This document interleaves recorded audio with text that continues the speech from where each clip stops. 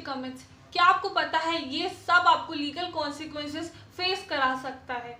पर कैसे, वही हम आज के वीडियो में जानेंगे। आज हम एक ऐसी चीज के बारे में बात करने वाले हैं जो हम अक्सर इस सोशल मीडिया के स्क्रॉलिंग के टाइम देखते हैं पर इग्नोर कर देते हैं। और ये चीज तो आपने न्यूज चैनल्स पे भी देखी होगी कि एक सेलिब्रिटी ने किसी दूसरी सेलिब्रिटी के अगेंस्ट एक डिफॉर्मेशन का केस लगा दिया या किसी एक कॉमन इंसान के अगेंस्ट लगा दिया। तो आखिर में ये डिफॉर्मेशन होता क्या है? तो अगर हम डिफॉर्मेशन की बात करें तो सिंपल वर्ड्स में ये एक टर्म है जो यूज किया जाता है जब एक इंसान किसी दूसरे इंसान के अगेंस्ट एक ऐसा एक्शन ले जिसके कारण सामने वाले इंसान की रेपुटेशन या इमेज को बहुत नेगेटिवली हार्म किया जाता है। और अगर हम लीगल डेफिनेशन की बात करें तो डिफॉर्मेशन सेक्शन 499 ऑफ आईपीसी के अंडर दिया गया है, जिसके अंदर 3 कंडीशंस है जो हम सोशल मीडिया के रेफरेंस में अब बात करने वाले हैं। और इसके अंदर 10 ऐसे एक्सेप्शंस भी दिए गए हैं जो बेसिकली कंडीशंस है, ऐसी कंडीशंस जिसमें डिफॉर्मेशन को नहीं माना जाएगा। और यही कंडीशंस कुछ डिफेंस के रूप में भी ली जाती है। जो डिफॉर्मेशन से रिलेटेड पनिशमेंट है वो सेक्शन 500 ऑफ आईपीसी के अंदर दी गई है, जिसके अंदर ये कहा गया है कि 2 साल का सिंपल इम्प्रिजनमेंट, फाइन या दोनों लग सकता है। तो जो डिफॉर्मेशन होता है वो इम्प्यूटेशन के थ्रू होता है।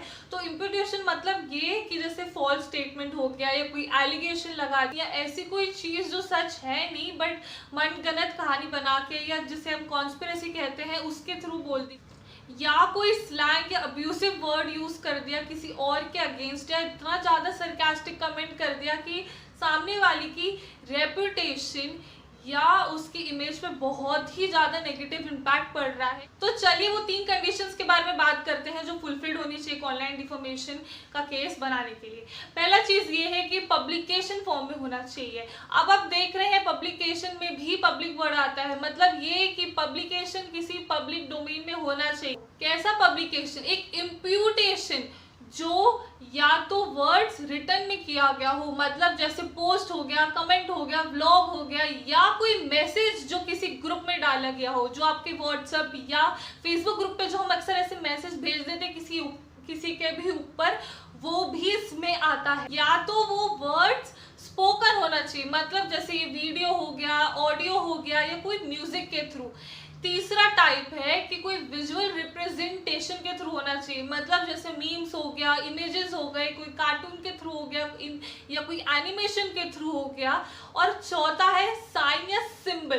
कंडीशन है इंटेंशन। इसका मतलब ये है कि जो इंसान जिसने ये इम्प्यूटेशन या ये पब्लिकेशन किया है वो सामने वाले की इमेज को हार्म ही करना चाहता है। और तीसरा ये कि उसके पास एक रीजन टू बिलीव है। रीजन टू बिलीव मतलब ये कि जो पब्लिकेशन या जो इम्प्यूटेशन किया गया है वो इस इंसान ने इतना इंटेंशनली किया है कि उसके मालूम है ये चीज़ कि अगर वो ये पर्टिकुलर कंटेंट सोशल मीडिया पे डालेगा तो वो सामने वाले की रेपुटेशन या इमेज पे नेगेटिव इम्पैक्ट पड़ेगा ही पड़ेगा। तो चलिए ये डेफिनेशन हम एक एग्जांपल से समझते हैं। तो पिछले साल एक फेमस यूट्यूबर ने एक रोस्ट वीडियो डाला था एक टिकटॉकर के ऊपर जिस पे ऑलमोस्ट 20 मिलियन प्लस व्यूज आए थे। पर अगर हम ये जो 3 कंडीशंस जो हमने अभी डिस्कस की है हम वो सेम कंडीशंस इस पर्टिकुलर इंसिडेंट पे लगाए तो हम एनालाइज करते हैं कि कैसे ये एक साइबर डिफॉर्मेशन का केस हो सकता है। पहला ये कि कोई पब्लिकेशन फॉर्म में होना चाहिए। हाँ, वीडियो वो भी यूट्यूब पे डाला तो एक पब्लिकेशन फॉर्म है और वो पब्लिक डोमेन में तो है क्योंकि ऑलमोस्ट इतना शेयर हुआ कि उस पर 20 मिलियन प्लस व्यूज आ गए थे। दूसरा इंटेंशन, क्या उस यूट्यूबर का इंटेंशन था क्या वो सामने वाले को डिफेम करे? बट उस यूट्यूबर को ये ज़रूर मालूम है कि अगर वो ये पर्टिकुलर रोस्ट वीडियो डालेगा यूट्यूब पे तो ऑब्वियसली लोग इन्फ्लुएंस होंगे उस वीडियो से और नेगेटिव इम्पैक्ट भी पड़ेगा सामने वाले की रेपुटेशन पे। तीसरा है reason to believe. Reason to believe obviously उस यूट्यूबर को पता था, इतना बड़ा इन्फ्लुएंसर है वो, उसे ऑब्वियसली ये चीज़ मालूम होगी कि ये वीडियो पर्टिकुलर डालने से सामने वाले की रेपुटेशन या इमेज को हार्म पहुंच सकता है, वो हैरासमेंट या बुलिंग फेस कर सकता है। और आखिर में यही हुआ था, यूट्यूब ने उस पर्टिकुलर वीडियो को बुलिंग एंड हरासमेंट के अंदर निकाल दिया था।